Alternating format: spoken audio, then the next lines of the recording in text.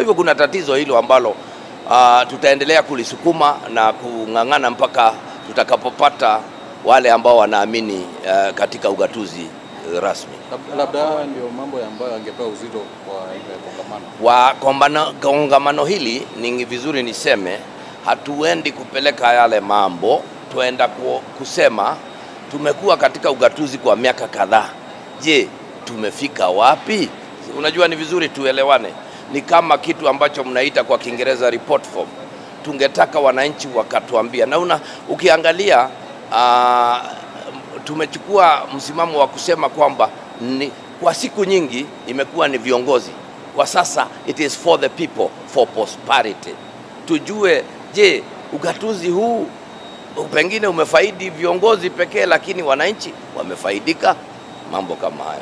Na tukiangazia hapo the last sentence. Pengine kuna ujumbe unaweza waambia Wakenya wanaohisi kuwa ugatuzi haujafanikisha ahadi yake. Mimi ningetaka niseme hivi, nimepata nafasi kutembea katika zaidi ya kaunti 40.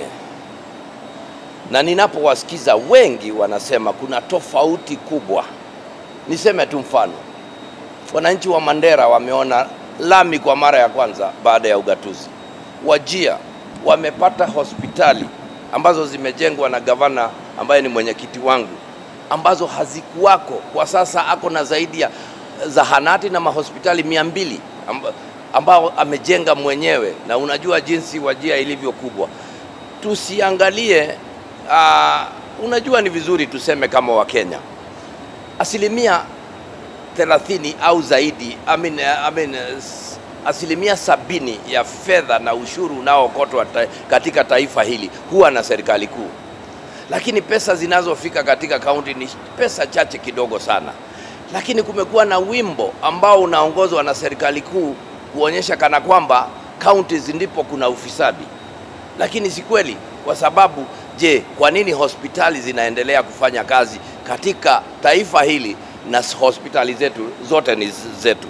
Serikali kuu ina hospitali 6 peke yake ambazo mnazijua, Kenyatta na zinginezo. Lakini hospitali zingine zote kutoka zahanati kwenda mpaka kiwango cha 5 zote huwa zina endeshwa na counties ambazo zimeweza zaidi.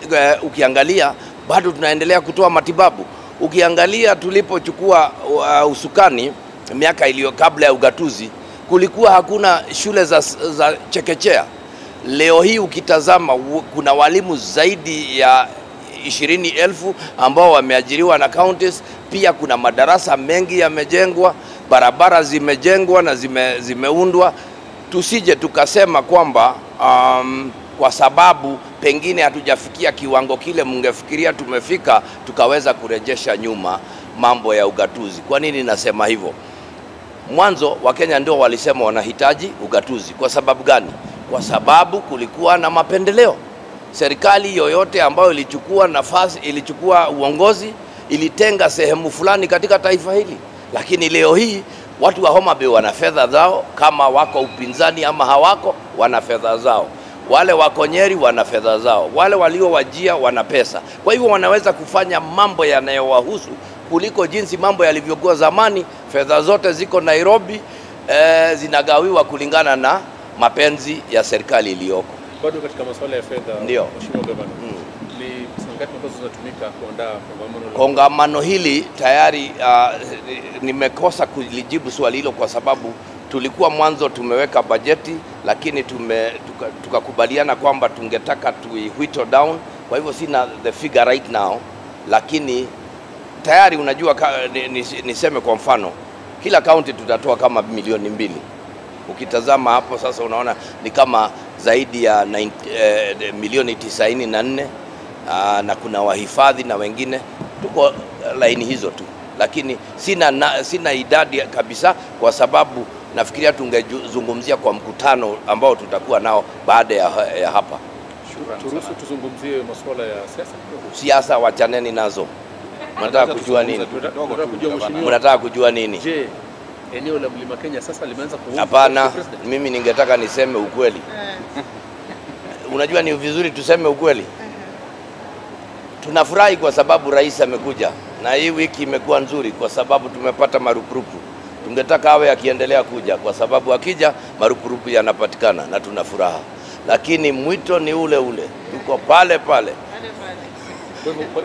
Ni vizuri nikwambie. Kwa hivyo watu wa Mlimani hawajaanza kuomba tu. Unajua ni vizuri, mimi nimekuwa, si mimi mwenyewe pia nilimkaribisha Nyeri na kwa sababu ni rais na mimi ni gavana na nikampokea lakini hata yeye mwenyewe anajua uchangamfu uliokuwako mwanzo na ule uliokuwa wakati huu kuna tofauti, kwa sababu kuna yale mambo ambayo yalitendeka ambayo hayajakuwa. Unajua watu wa Mlima Kenya huwa sio watu wa kuchangamka na kupiga nduru na kufanya nini. Wakikasirika huwa wananyamaza. Sasa juzi ulisikia tulielezwa kwamba rais anakuja, tukaambiwa kwamba anatuletea mazawadi, basi tukajitokeza na tumepata. Unakubaliana na yeye akisema yeye ni kingpin, yeye bado ni kingpin? Hapana, mimi ningetaka niseme hivi, rais ni kingpin wa Kenya, lakini pengine sio kingpin wa Mlima. Ukimwona mwambie Mheshimiwa Rais, wewe ni kingpin wa Kenya, lakini kwa Mlima una wenyewe. Kulikuwa na makataa ambayo yalikuwa yanaisha kesho kama mtafunga counties. La tayari jambo hilo tushalitatua na fedha mambo hayo sasa seneti yamepiti.